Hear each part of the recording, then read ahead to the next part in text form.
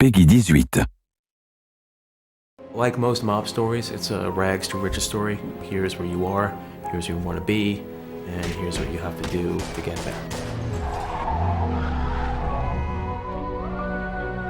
When the player first picks up the controller, they're fully immersed. And that's really something we've spent a lot of time doing. Our technology is a big sort of driver of this, you know, allowing players to feel like they're sort of taking part in a movie experience. We've built all the technology from the ground up to be exactly as we need it. Being it the AI system or streaming system, things which enable us to make the city alive exactly as we envision it. The fact that we built our own illusion engine enabled us to execute exactly what we wanted to happen in the game. Všechno musí fungovat dohromady, to znamená... Using the illusion engine, we were able to create a real living city. This is not a sci-fi game, so players know how everyday objects should react. It was much more demanding to get these things right so that players believe and trust in the game world. Co se týká...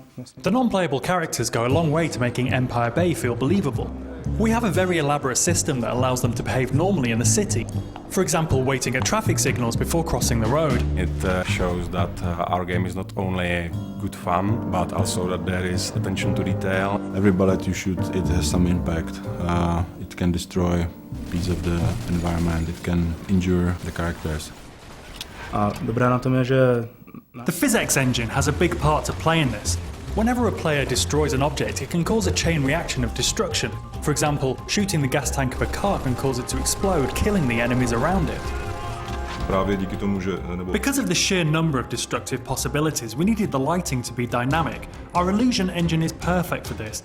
It can display lots of different light, cast realistic shadows, and it reacts to the real-time events happening around the player.